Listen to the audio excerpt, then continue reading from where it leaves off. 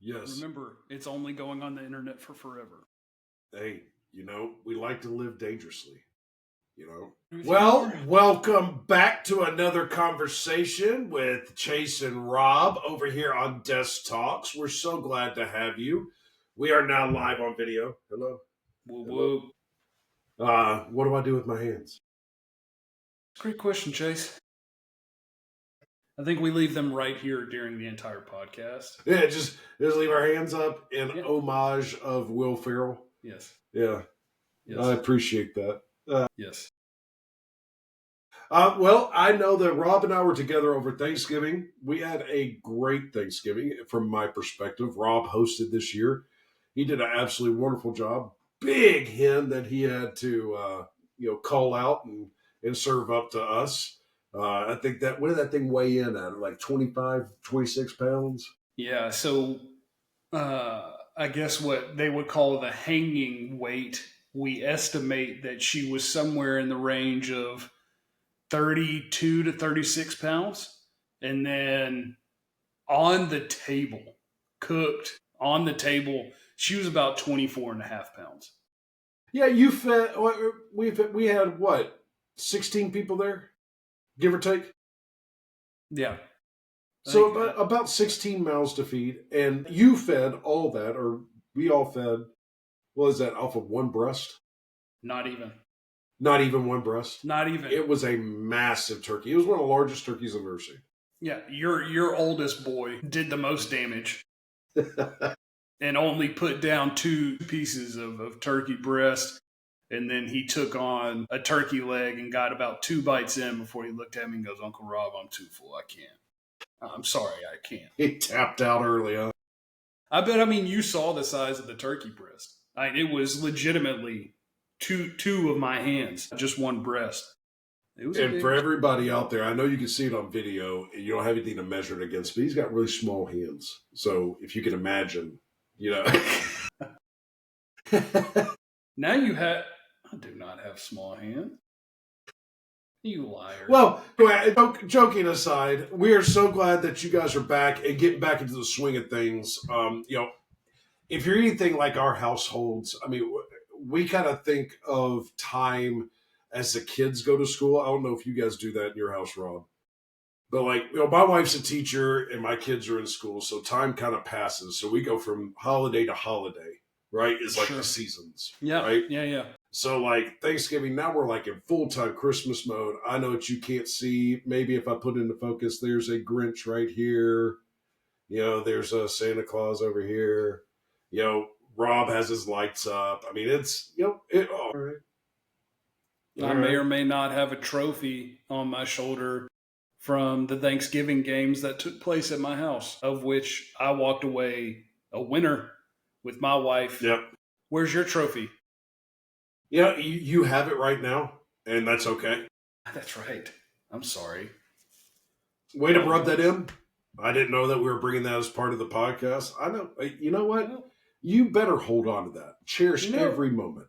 You told me. Cherish every moment. It must be displayed in a place of prominence in my home. Well, and this is a good segue. I'm thinking that I might need to build a second bookcase in my living room because this might be here permanently. Sorry to interrupt. Please continue. Well, this tradition was passed along to us, to my family by the Sample family, by John and Tina Sample, and they are awesome. We go up and visit them, and we used to trade a trophy back and forth. I've now started that tradition inside of our house with my brother, who now holds the trophy monetarily until the next time we get together, which will be soon. So it's okay. You got Christmas coming up, big dog. I'm coming after it. Well, we welcome all challengers. All right. So you and I were kicking around right before we started up here, and you and I started kicking around this, looking at different news articles that had come out, right? Mm-hmm. You and I had talked about what all did we see in there. We said, we're going to stay away from Biden pardoning his son. We said we're going to stay away from that, even though I'm mentioning it right now. We said that we were going to stay away from, Trump telling the Canadian Prime Minister, why don't you become the next United States? We shied away from that. We said we don't want to get too political. But something that we did find interesting, Rob, and that was that China has now put a ban, right, on all specialized materials. Yeah, so it was a ban on rare earth materials, and if I'm not excuse me, I'm not mistaken, that article came out, or the one that I read in New York Times came out like 2 or 3 hours ago. So this is Yeah. like happened today or yesterday, their time. But essentially, what that is the sales, and I'm reading from the article on New York Times, the sales of gallium, germanium, antimony, and other materials to include graphite, or I'm sorry, gallium, germanium, antimony, and other materials to the U.S. would be halted immediately. Isn't antimony what they put in Wolverine? What they put in what? Wolverine.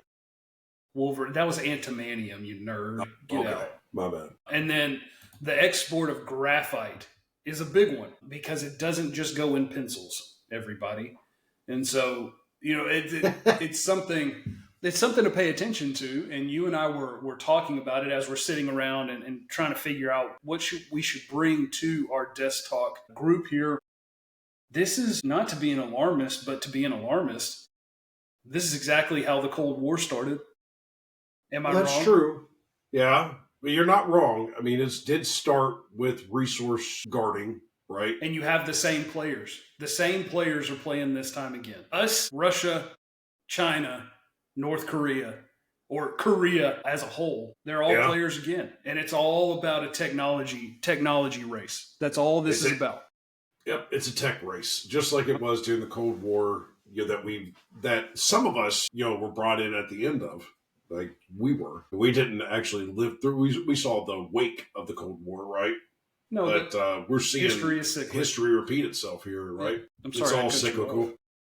I'm going to turn you up in my ears now so I can hear you, and don't do that again. Sorry, good buddy. But that is. I mean, there's going to be some with that kind of news, we don't want to be alarmist here. What we do want to say, in my opinion, is I like to always look on the positive, and I look for opportunities, right? Because inside of everything, there's always opportunity. And what are we seeing there? I mean, that means that if they have a total ban on that coming from China, I mean, logically, we're going to have to get it from somewhere, right? Hello, Arkansas. Hello, Arkansas. Did they just find one of the largest lithium mines in Arkansas in the world or something like that? Of course, everything's the largest whenever you discover it, right? It's the largest. I'm trying really hard. Yes, yeah, you're not wrong. And I'm curious what else they found in Arkansas that they just now found, right? Yeah. Yeah, did you see where they did that same thing they made an announcement they found some kind of rare earth mineral up in Wyoming right outside Yellowstone National Park? Imagine. How that happened. Isn't that crazy? Isn't that crazy? It's crazy. I know. I do think it's funny. Being in my mid-30s, I made the choice to smoke meats, woodwork, and be interested in history. And so I noticed that this ban, and you think about it, this is exactly what happened the first Cold War. So I'm curious if we're headed for that 2.0, just in a different way. Right? Because during the Cold War, if I have read and understood my history correctly, it was a lack of information that caused panic and chaos and whatnot here in the U.S. surrounding nuclear weapons specifically. I don't think we're not there right now, but I am curious to see what kind of impact in the world that we live in where information is so readily available. Right. I'm curious if these sanctions, which is in response to the Biden administration. I'm reading from the article, from the Biden administration tightening their sanctions on China, if it will actually lead to a Cold War 2.0, or if this is something that with the changing of the guard proverbially coming in February, if that'll go away, if all of this that's temporary or not, right? Right. It's interesting. Well, I mean, that's such a hard line to press, right? It And is. you're with that would be come a lot of opportunities. I mean, we were both talking about subjects we want to talk about. Another subject that came up that I overheard a news article over this last week was that general labor positions were fizzling out. That the average age of a general laborer being somewhere in the mid 50s, being 1 to 4 for somebody under 35. So what do you mean when you say, sorry, what Go do you ahead. mean when you say general labor? What is that? Couch that for me. So what they're talking about is general electrician, people who can actually build a home, two standard, that have the expertise and knowledge to be able to do that. You're talking about your general, framers. You're talking about electricians, plumbers. Your more traditional masons. We need masons. They're saying that right now it was 1 to 7 10 years ago. It's now 1 to 4. So it's growing. The demand and the need. So if you are transitioning and you're looking for a way to make some money, and looking for a good career, that might be it. Or if you are raising kids like we are, I mean, we're always looking at that, trying to set our kids up in the best position possible.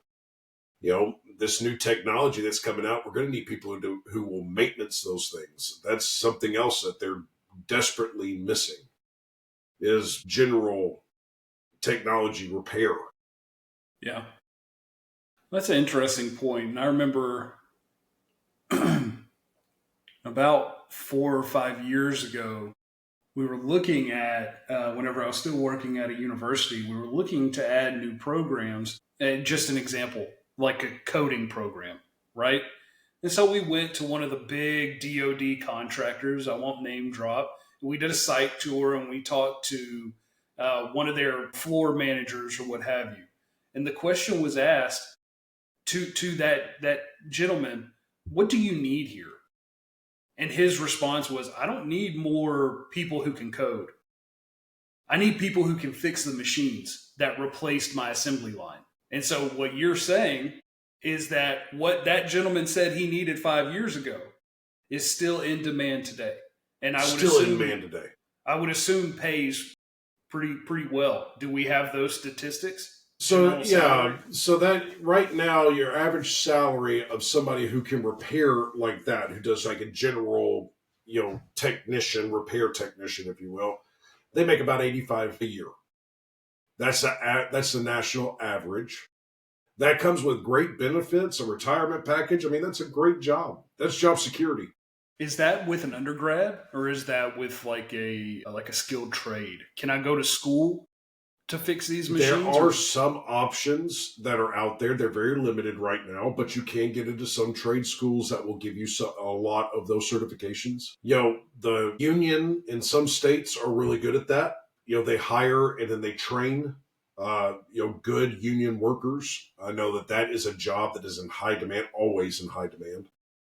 But those are, kind of the routes you could take. You can go and get a generalized labor, go and just work for 7 years on somebody's team.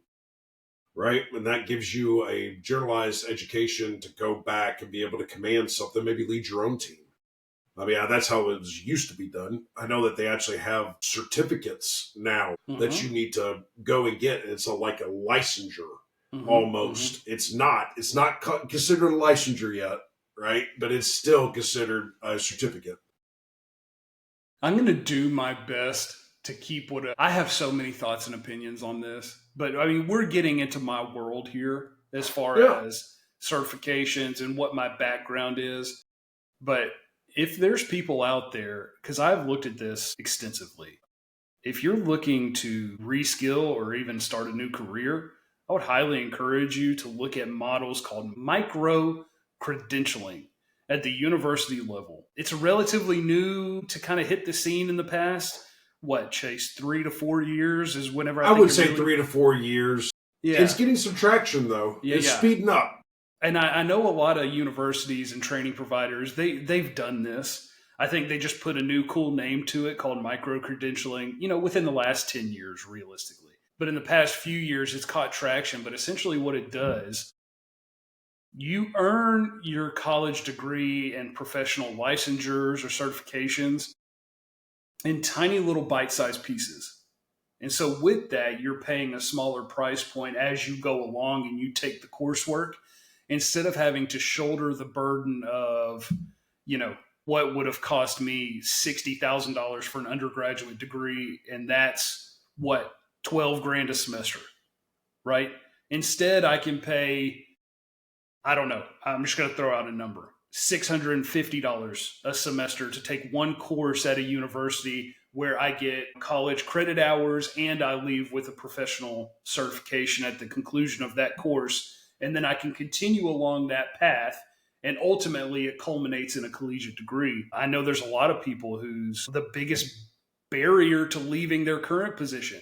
Chase, you and I have had that conversation. Whenever I left SMU, my biggest fear was, how do I replace income if I leave?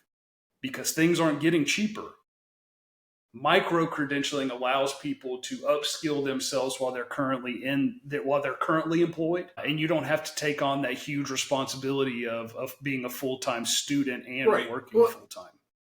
What I hear you saying is the micro credentialing, you can, if you're smart about it and you use it at like the resource is supposed to, you can use it to kind of climb that next step. Right. So if you have plateaued in your current career because you need the education to move to the next, or you need the next certification, you can go to some of these universities out there that offer some of these micro credentialing, and you can pay a fraction of the cost, go and get a certification course over 8 weeks, 16 weeks, and come out with a certification that allows you to be able to go and employ that with your current employer, or like you said, lane shift. You're looking to, transition. If you're looking, this sounds weird, but my kids are actually transitioning into that middle school, high school age now. And so I'm starting to think further out, in the fact that I might want more work now that my kids are starting to get a little bit more autonomous. Does that make sense? Where before I was looking for, I need maximum amount of dollars for my time that I need to split between my family, and work. Well, those needs are changing. Are you telling me you're ready to move on? This is a terrible way to tell me that. Or that you need more work. I can do it.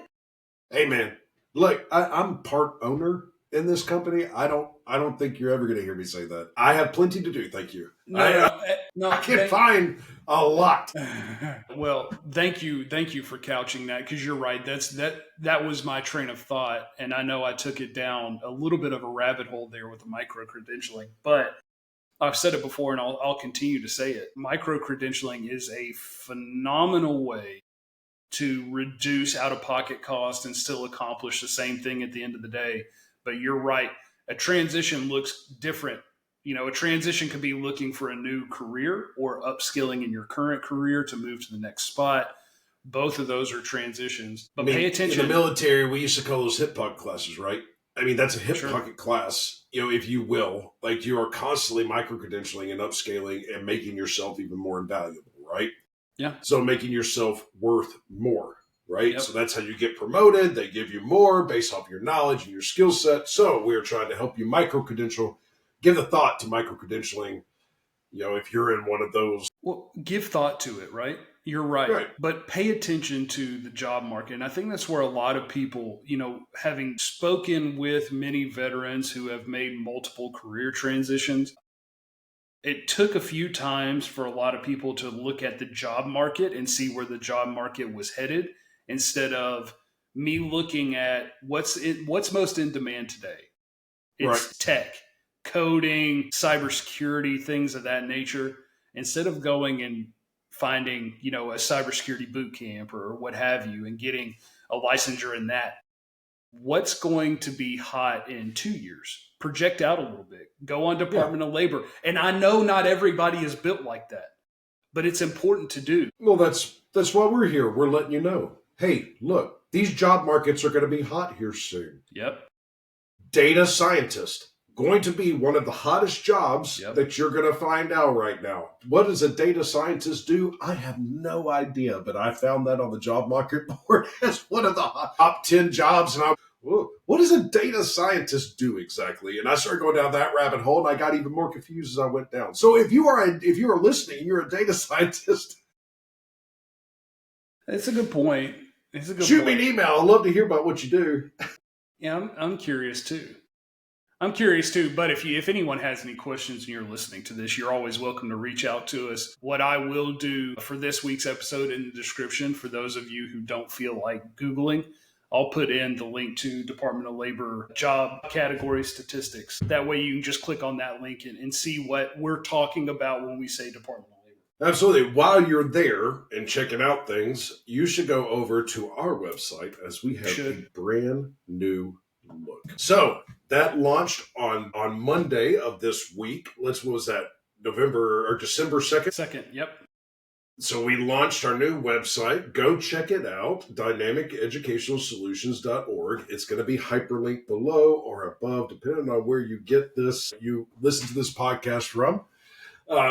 Go ahead and go check it out. See what we do. If you have any questions, there's also, shoot us an email. Let us know. We're here for it. What else do we have on there, Rob, that's new and exciting? Well, I jokingly said before we started, but I think I'll say it here. If you visited our original landing page, go back and look at go to the new one. What did you say earlier, Chase? We're building the ship as we fly.